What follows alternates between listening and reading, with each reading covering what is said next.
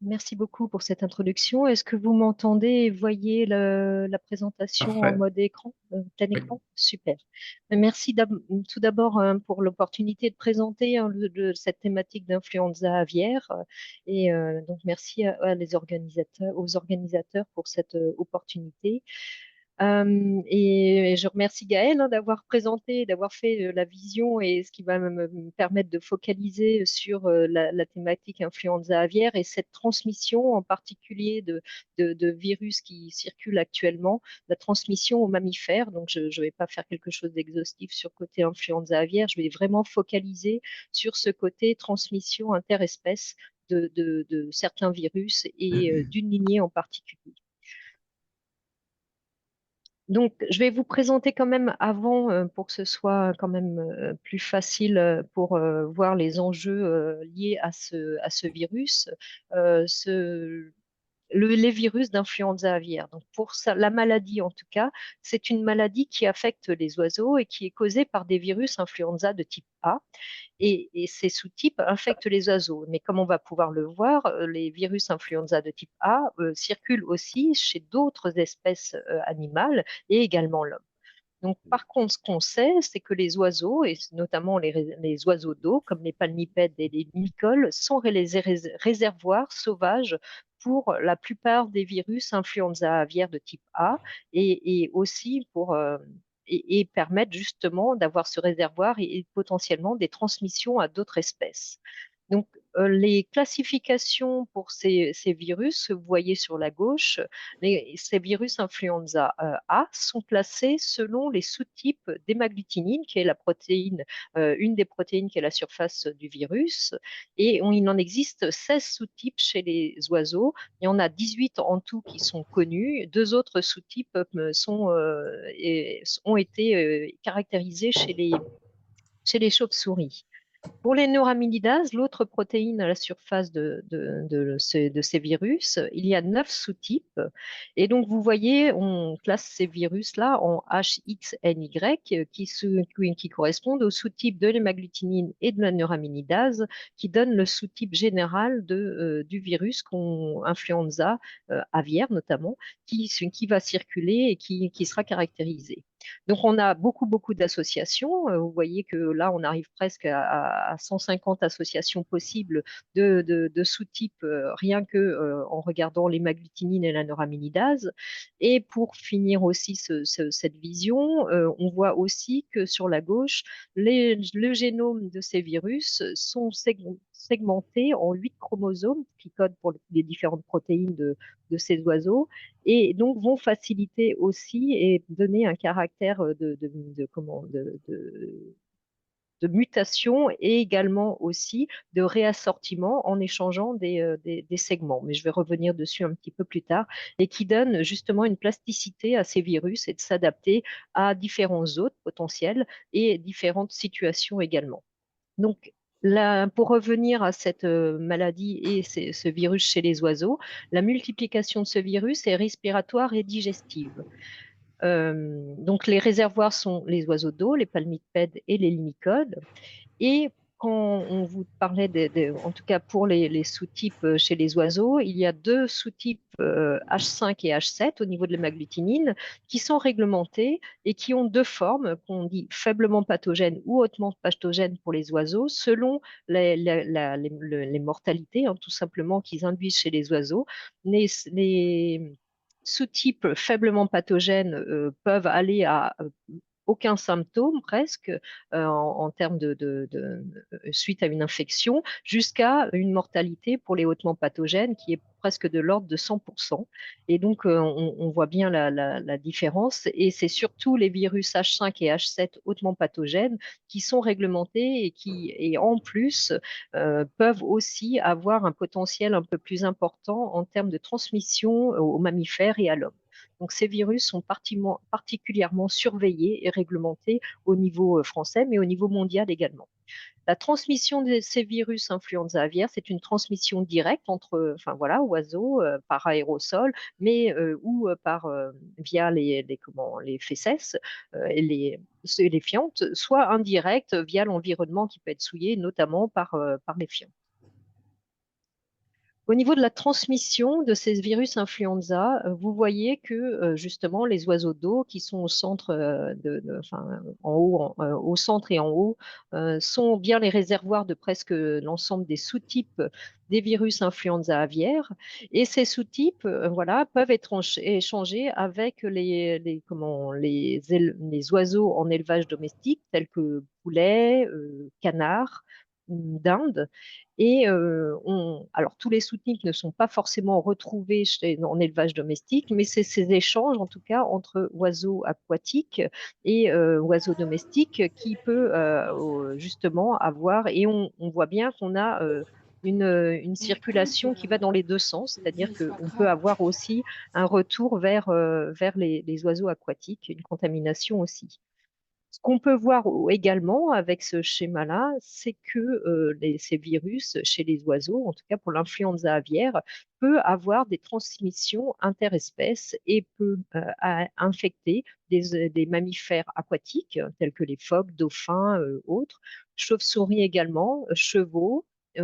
Peut aussi infecter l'homme, le porc, et vous voyez aussi sur les félidés, les canidés, ce que vous voyez en bas, et on remarque aussi dans ce schéma que finalement, il y a eu ce phénomène de transmission interespèces. Et ensuite, après, vous avez aussi les propres virus influenza pour chaque espèce, où il y a une circulation et une différenciation de ces virus et une adaptation à chaque hôte.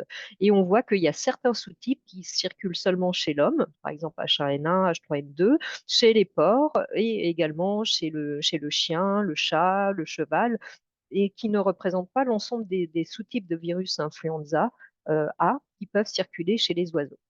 Donc, on a une circulation propre de certains virus au sein pour chaque hôte. Euh, Bon, on voit quand même aussi que c'est seulement certains virus influenza aviaire ont plutôt une capacité à infecter l'homme ou d'autres mammifères. Ce n'est pas l'ensemble des virus influenza aviaire, et il faut avoir quand même certaines conditions pour favoriser cette transmission, notamment des contacts étroits ou prolongés sans protection des personnes ou des mammifères. Donc, c'est ce que notamment Gaël précisait tout à l'heure, par exemple, sur des marchés au niveau du continent asiatique, où il peut y avoir des promiscuités entre des animaux sauvages, justement, qui peuvent être porteurs de beaucoup de ces virus, et avec des contacts prolongés avec ces animaux.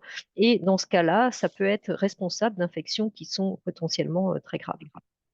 Donc, au niveau de l'évolution de ces virus influenza aviaires, il y a deux possibilités, en tout cas, même pour c'est l'ensemble des virus influenza A. C'est par une accumulation progressive ponctuelle de mutations qui peuvent notamment faire modifier pour les sous-types H5 et H7 des virus influenza aviaires, de les faire passer d'un pathotype faiblement pathogène à hautement pathogène, puisque la différence au niveau de ces infections sur ces différents sous-types, c'est que pour les faiblement pathogènes, c'est plutôt une réplication qui reste au niveau intestinal et respiratoire, et alors que pour les hautement pathogènes, c'est une dissémination systémique au niveau de l'organisme et avec même un tropisme neurologique important. Et c'est seulement des mutations au niveau de certains, et notamment au niveau de l'hémagglutinine et du site de clivage de l'hémagglutinine, qui peut entraîner cette différence de tropisme au niveau des organes. La deuxième plasticité de ces virus, c'est le réassortiment. C'est que si vous avez co-infection avec deux virus influenza A chez un hôte, vous avez potentiellement un mélange de l'ensemble des segments de ces deux virus et la création de nouveaux virus. Et donc, dans ce cas-là, on parle de nouveaux génotypes, puisque vous pouvez avoir l'hémagglutinine et le neuraminidase qui restent tout à fait similaires au virus, à un des virus parentaux, mais avec des gènes internes qui codent pour les protéines accessoires ou internes, qui permettent d'avoir des caractéristiques complètement différentes, et notamment aussi l'inverse, et des protéines au niveau de la surface du virus qui peuvent être complètement inconnues pour un nouvel hôte, mais qui permettent une réplication tout à fait efficace chez des nouveaux hôtes. Donc pourquoi on s'inquiète quand même de ces transmissions qui n'arrivent pas tout le temps quand même de ce virus influenza aviaire chez l'homme? C'est que des constats quand même sur le siècle précédent, c'est que au XXe siècle, c'est qu'il y a quand même beaucoup d'exemples qui montrent que quand on a eu des pandémies de grippe chez l'homme, les virus qui étaient à l'origine de ces pandémies avaient des origines aviaires pour soit en totalité, soit pour une partie des segments qui composaient le virus suite à un réassortiment avec un virus humain ou plusieurs réassortiments, comme on peut voir sur cette diapositive. Donc le premier exemple qu'on peut évoquer, c'est le virus qui a provoqué ce qu'on appelle communément la grippe espagnole, donc en 1918, où on suspecte quand même que c'est une transmission in toto d'un virus influenza aviaire, donc direct vers une transmission à l'homme, avec une transmission ensuite interhumaine qui a provoqué quand même des mortalités massives chez l'homme. Donc vous avez aussi les autres pandémies, donc en 1957 avec la grippe asiatique, avec un sous-type H2N2, où on voit qu'on a eu un réassortant entre un virus aviaire H2N2 et un virus humain H1N1. La grippe de Hong Kong en 1968, où on a eu quelque chose de similaire entre un H3 et un H2N2. Et enfin, là où on a eu un triple réassortant pour le virus pandémique de 2009 sur le virus H1N1. Donc, on sait que, en effet, ces virus sont bien un réservoir pour et un potentiel menace, entre guillemets, dès qu'il y a une transmission interespèce, et notamment à l'homme, et potentiellement une adaptation ensuite qui permet la transmission interhumaine. Donc, pour en revenir à la situation actuelle et en faisant un focus sur un virus influenza aviaire hautement pathogène en particulier, ce risque zoonotique, on va rappeler un petit peu les historiques d'épisodes d'influenza aviaire hautement pathogène de sous-type H5 et H7, puisqu'il n'y a que ces sous-types chez les oiseaux qui présentent ce pathotype. On peut voir ici la liste des événements où on a pu avoir une émergence d'influenza aviaire hautement pathogène depuis 1959. La plupart du temps, c'est ce qu'on voit en noir, on a eu des mutations de virus, donc ces mutations ponctuelles, de virus H5 ou H7 faiblement pathogènes pour aller vers une forme hautement pathogène. Et donc c'est souvent plutôt ces événements arrivent plutôt en élevage domestique, avec une forte circulation à ce moment-là de virus et avec une démutation ponctuelle, puisqu'on a de plus en plus de réplications et des transmissions entre oiseaux, qui fait que on favorise potentiellement ces mutations. Ce qu'on peut voir quand même, c'est qu'il y a eu quand même les deux exemples où on a eu l'identification et une circulation de ces virus hautement pathogènes chez les oiseaux sauvages uniquement. C'est l'événement en 1961, là, sur l'identification avec un H5N3, et une certaine émergence d'une lignée en particulier de virus qu'on appelle la lignée Agus-Guangdong de 1996, qui est apparue en Chine, donc sur une oie, donc en élevage d'abord, et ensuite qui a été transmise, qui est revenue vers les oiseaux sauvages. Ces virus avec à l'origine de ce virus de 1996 circulent toujours actuellement et évoluent très vite aussi et continuent de circuler chez les oiseaux sauvages et ainsi que dans les élevages domestiques. Et on va s'intéresser particulièrement à ces virus de cette lignée-là. Donc, si on fait ce focus justement sur ces virus-là, c'est si on s'en préoccupe aussi, c'est que quand ils ont émergé, juste ensuite, ils ont causé des infections humaines. C'est ce que vous pouvez voir sur la gauche. Donc, le virus de Agus-Guangdong 1996, vous voyez qu'il a il, il a évolué et nous sommes arrivés actuellement, c'est ce que vous avez tout en bas à gauche, euh, avec des virus qui circulent et qui sont maintenant au clade 2, 3, 4, 4b. C'est qu'il y a une diversité qui est telle pour ces virus qu'on a fait une classification uniquement pour ces virus-là en clade. Donc, quand on parle de clade, enfin, en tout cas, quand on parle on s'intéresse seulement aux virus qui sont issus du virus de 1996. Donc, les virus qui circulent actuellement au niveau mondial sont du virus du clade 2.3.4.4b. Et vous voyez qu'il y a plusieurs virus qui appartiennent à différents clades et qui sont apparus en jaune, qui ont provoqué des infections chez l'homme.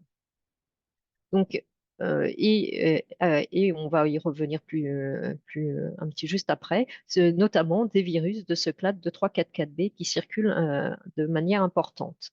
Et c'est justement cette circulation et cette évolution qu'on voit sur la droite, avec au tout début l'émergence de 1996. Jusqu'en 2003, on a une diversification de ces virus, on dit clade, et surtout en Asie du Sud-Est, avec une circulation chez les oiseaux. Et fin 2005, on a eu une expansion mondiale qui, avec une circulation dominante des virus de clade 2.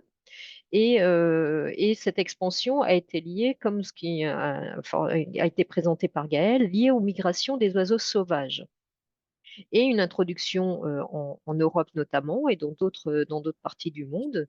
Et on voit que ensuite on est passé à des virus de clade 2-3 et maintenant de 3-4-4 avec des expansions et une circulation très très importante aussi au niveau mondial, donc des clades 2-3-4-4X, c'est-à-dire qui ont complant à peu près tous les clades de ce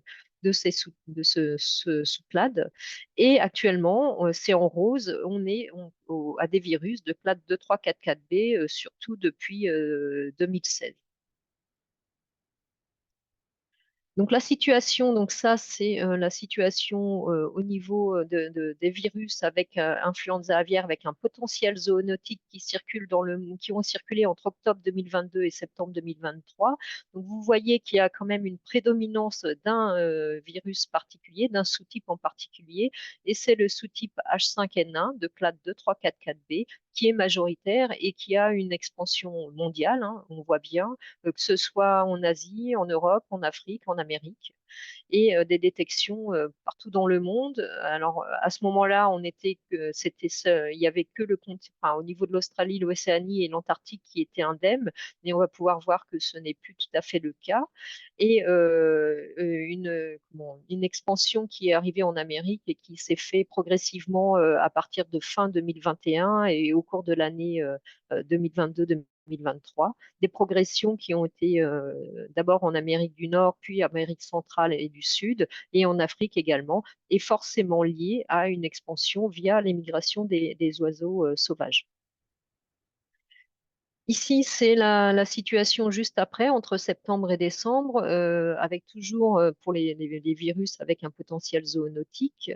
Ce qu'on voit aussi, c'est que on a toujours ce clade H5N1 ce sous-type H5N1 de clade de 3,4B qui est majoritaire, que ce soit chez les oiseaux domestiques comme chez les oiseaux sauvages.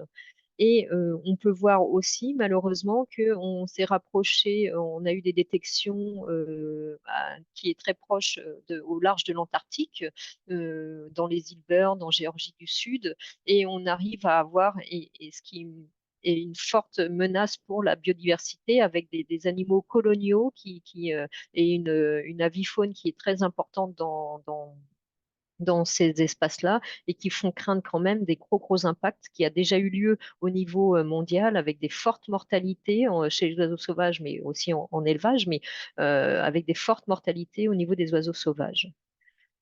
Malheureusement, en lien avec cette zootie avec ce clade, on a aussi une expansion mondiale et de détection de virus, de ces virus chez les mammifères.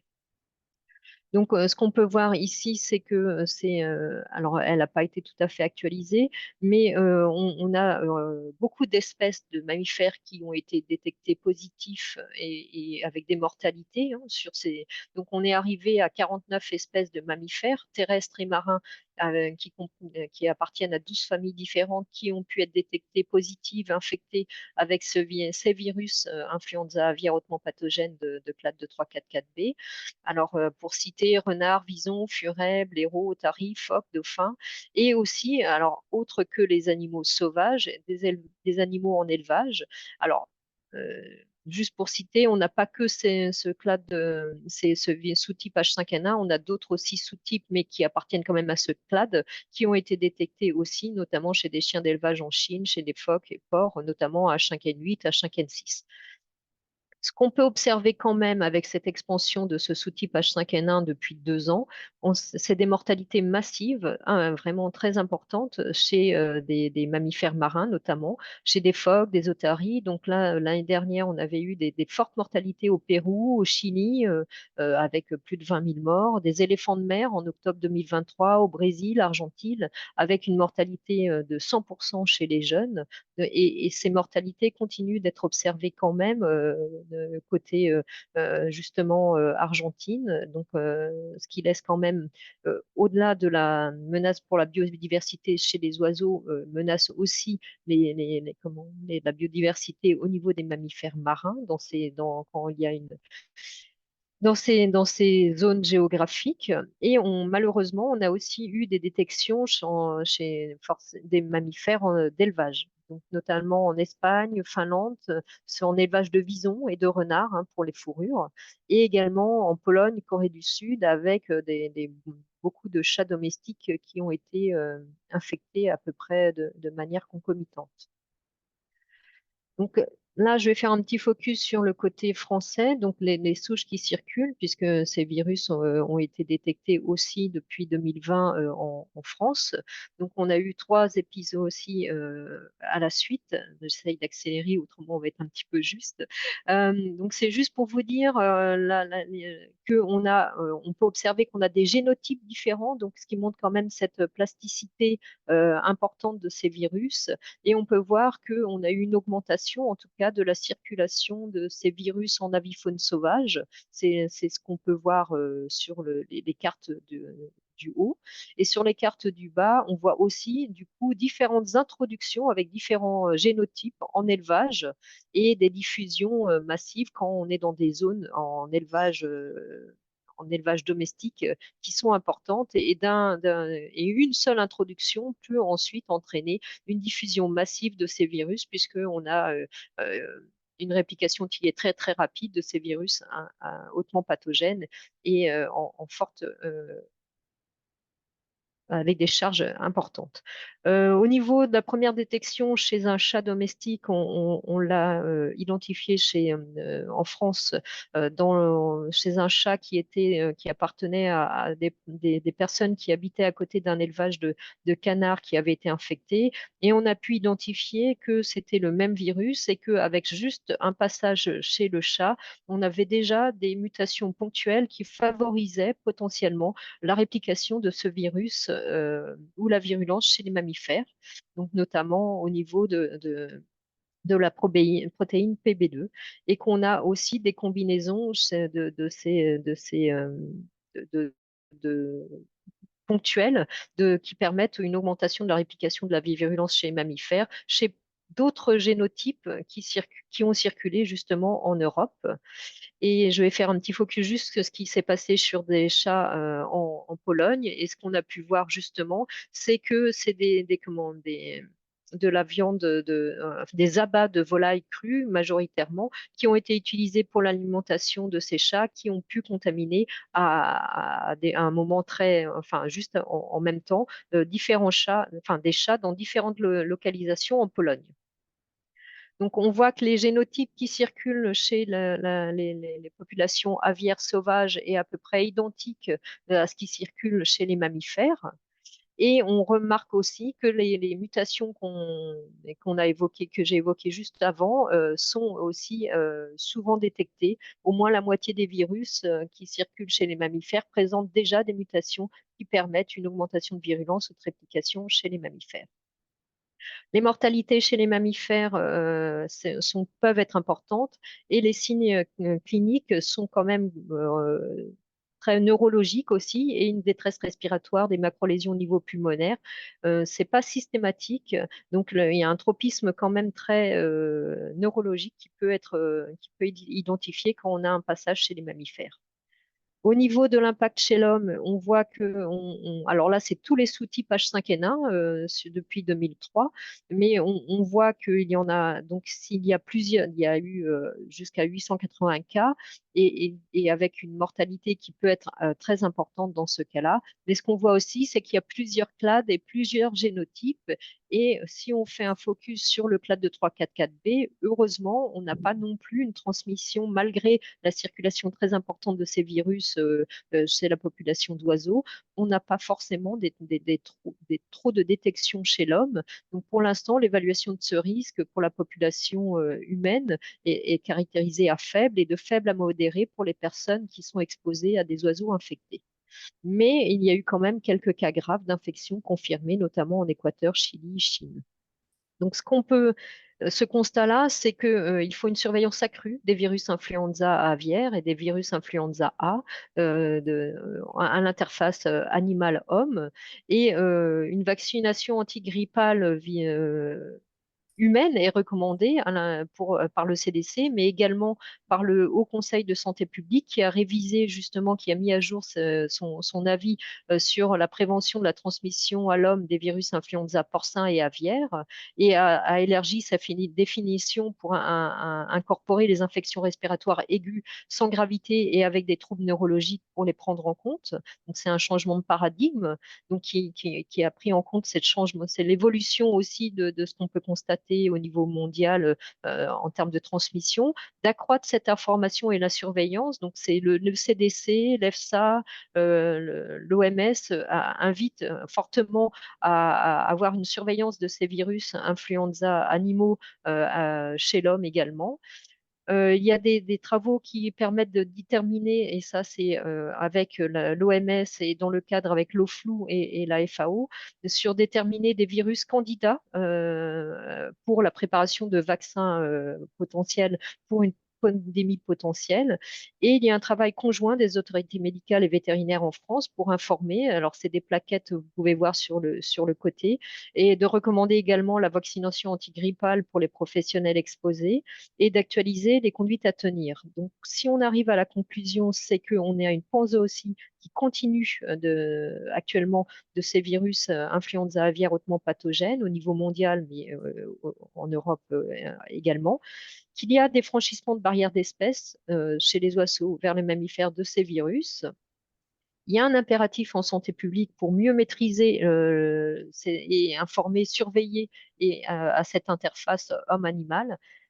Il y a quand même un espoir, c'est qu'on a un changement de paradigme avec l'introduction de la vaccination des volailles, en plus de la biosécurité, puisqu'on sait très bien que la vaccination ne va pas empêcher forcément l'infection, mais c'est quand même un changement de paradigme au niveau européen notamment, qui a changé sa réglementation et qui l'autorise depuis février 2023.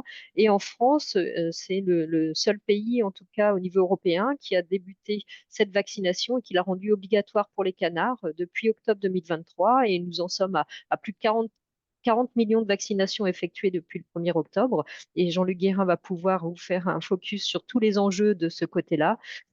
Mais il faut rappeler aussi que la biosécurité est avant tout le premier rempart aussi pour protéger ces élevages, mais c'est un cumul de l'ensemble de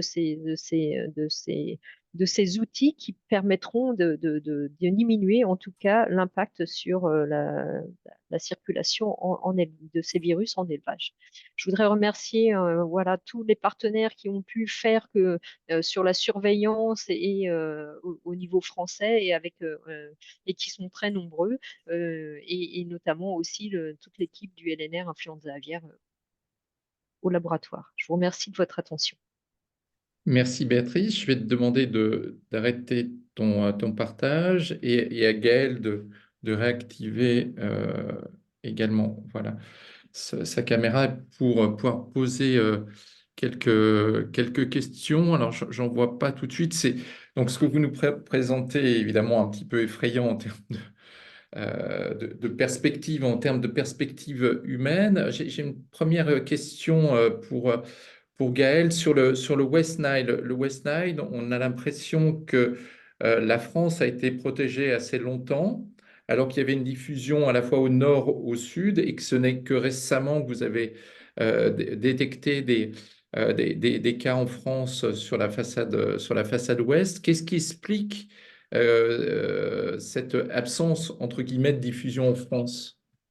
Alors, du coup, ce qu'on pense, c'est qu'au vu des dernières années, depuis 2018, on assiste vraiment à des changements climatiques assez importants, notamment avec les augmentations de température qui peuvent modifier les couloirs migratoires. On estimait, et il y a des publications sur le fait que la Gironde pouvait également être un lieu d'émergence du virus West Nile sur une durée, dans une durée plus ou moins longue. Donc là, c'est vrai que c'est très difficile d'anticiper ces émergences.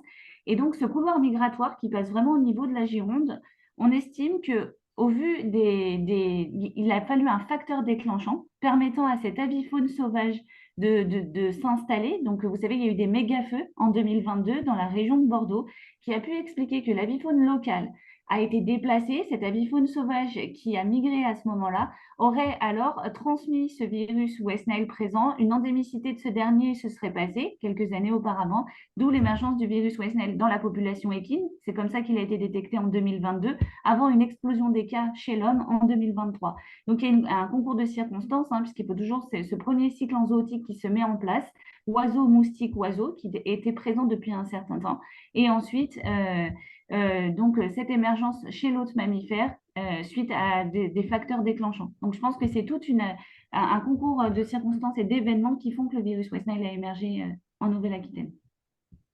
Merci. Alors, pour faire suite à une question qui est posée dans le chat, et c'est plutôt pour toi, Béatrice, euh, on va beaucoup parler, on a beaucoup parlé d'oiseaux. Il y a aussi les mammifères, les carnivores. Et y a-t-il une circulation du virus entre les carnivores? Et je dirais peut-être ce qui, là aussi, nous intéresse plus directement. Tu as présenté le chat. On voit bien comment on va maîtriser, alors non pas les oiseaux sauvages, mais les oiseaux d'élevage qui vont pouvoir être très analysés. On sait que dans le passé, on tuait l'ensemble des animaux qui pouvaient être infectés. Quel en est-il du risque chez les animaux qui ne sont plus proches, les chats? Tu as montré que c'était de la consommation de viande qui induisait ça. Quelle est la diffusion au sein de ces populations et le risque futur? Alors oui, sur quand il y a eu quand il y a ces barrières, ces franchissements de barrières d'espèces, souvent l'hypothèse quand même la primaire, c'est une consommation d'oiseaux qui sont infectés. Et au tout début, c'était quand même beaucoup d'animaux qui étaient soit charognards, soit, enfin, nécrophages, qui pouvaient être contaminés avec ces virus.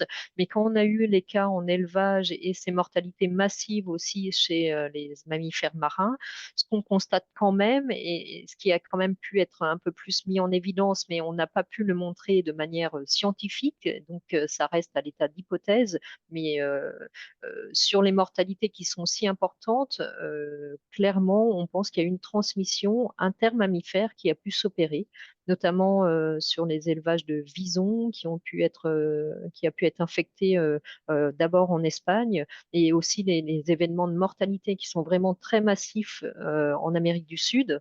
Donc, qui suggère fortement qu'il y a quand même une transmission intermammifère qui peut avoir lieu. Donc, mais on n'a pas réussi à la mettre en évidence de manière probante pour l'instant.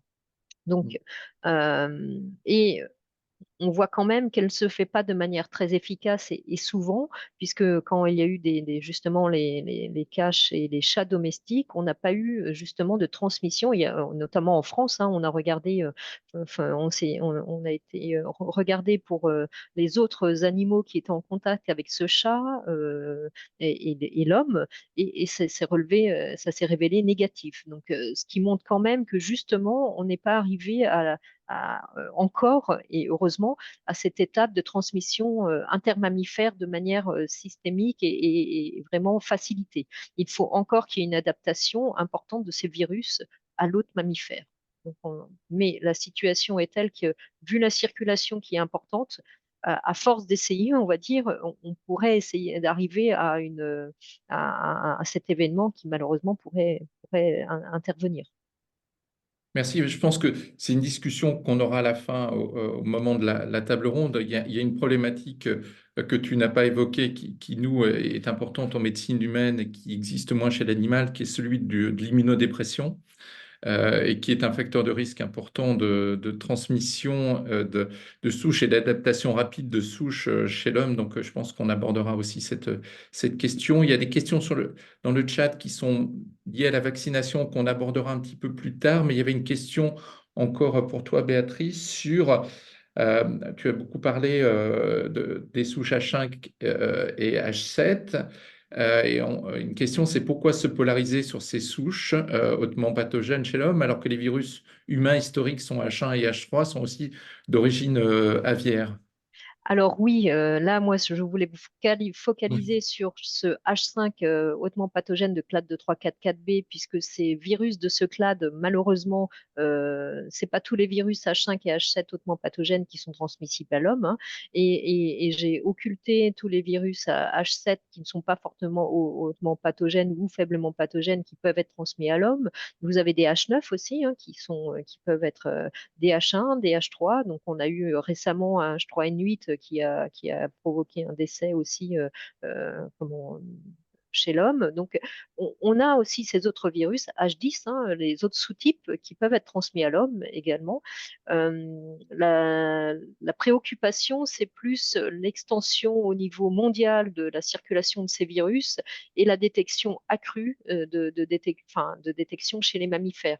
Donc, enfin, voilà, j'ai préférentiellement fait un focus sur ces virus, mais bien sûr que oui, les autres sous-types, on les surveille également en France et au niveau mondial, et on a aussi des vaccins candidats pour les autres sous-types et notamment H3 ou H1 qui pourraient être transmissibles à l'homme. Donc la surveillance sur les autres sous-types est également réalisée. Alors, comme il fallait que je réduise, j'ai délibérément réduit la présentation. Et juste une dernière petite question, et puis ensuite on passera à la présentation de Jean-Luc. Alors peut-être aussi Vanessa pourra répondre à cette question. Je sais que vous êtes toutes les deux des spécialistes plutôt de médecine vétérinaire, mais est-ce que vous savez si on étudie de manière extensive les raisons pour lesquelles ces pathogènes arrivent chez l'homme? C'est-à-dire, il y a quelques cas, vous l'avez décrit, notamment pour la grippe, voilà, de certains virus qui arrivent chez l'homme. Est-ce que on étudie plus spécifiquement le patrimoine génétique des gens qui sont infectés pour expliquer pourquoi ces sujets particulièrement vont s'infecter, vont mourir après infection avec une grippe d'origine aviaire? Alors, je laisserai aussi Vanessa aborder ces points-là, hein, parce que elle, c'est le cœur de son métier. Je veux dire que nous, de notre côté, côté santé animale, on va plutôt s'intéresser en effet aux virus, regarder les mutations qui peuvent favoriser la composition génétique, puisqu'on sait très bien qu'il y a notamment sur les polymérases des positions stratégiques qui peuvent augmenter la réplication chez les mammifères et chez l'homme. Donc, on va plutôt, nous, s'intéresser, enfin, de notre côté, à l'ensemble de ces mutations et de regarder si ça circule aussi chez l'oiseau. Et en effet, il peut y avoir aussi, côté épidémiologie, de regarder, on va dire, tout ce qui va pouvoir favoriser, que ce soit en co-infection, en l'état du système immunitaire de la personne concernée. Après, je pense qu'il y a, et je laisserai, c'est parce que c'est Vanessa qui pourra justement compléter, sur ce côté de s'intéresser à l'individu en tant que tel. Nous, on va plus regarder au niveau viral. Du coup, non, simplement pour compléter, oui, ben, il y a une infection en général pour l'instant par ces virus aviaires. S'il y a une quantité importante de virus, et qui permet une transmission aérienne, donc pour l'instant, on est plutôt dans ces contextes-là en général, qui fait que le virus, voilà, en quantité très importante, va pouvoir pénétrer dans les voies basses, infecter l'individu. Donc c'est vraiment pour l'instant des conditions épidémiologiques favorables qui font qu'il y a ces infections. Ensuite, alors l'histoire du système immunitaire, oui, il y a des gens qui vont arriver à se défendre, d'autres non. probablement, peut-être qu'on y reviendra tout à l'heure, parce qu'il y a des réactions croisées potentielles. Mais autrement, pour l'instant, il y a quand même la barrière d'espèce qui fait qu'il n'y a pas d'infection facile, heureusement. Comme on l'a vu, il y a des mutations dans PB2 là, qui font que oui, il y a une réplication possible dans des cellules de mammifères, mais pour l'instant, ça reste des virus aviaires. Il n'y a pas de transmission aérienne de ces virus. Mais en effet, comme l'a très bien expliqué Béatrice ou Gaëlle, voilà, si on laisse les virus continuer à se répliquer, forcément, de la même manière que chez un individu immunodéprimé, plus le virus se réplique et plus il y a des mutations potentielles qui peuvent surgir, là c'est pareil au niveau global, plus on va laisser ces virus se propager chez les mammifères et plus à un moment donné, il y a un risque de franchissement de barrières d'espèces et qu'il y a un virus adapté pour une transmission aérienne qui puisse à un moment donné se mettre à émerger. Mais c'est vrai qu'on en est à pas mal de barrières à franchir, le système immunitaire, l'adaptation aux protéines de la cellule pour que la réplication soit possible, mais on voit que c'est assez facile finalement, PB2, là, voilà, ce franchissement, il y a une réplication qui est possible, et après il y a le franchissement de la transmission aérienne, et s'il y a ce franchissement de la transmission aérienne, alors oui, il y aura une pandémie par ces virus, on n'en est pas encore là. Mais voilà, c'est pour ça qu'il faut surveiller, et puis mettre en place des conditions écologiques favorables pour que ça ne se produise pas. Merci beaucoup.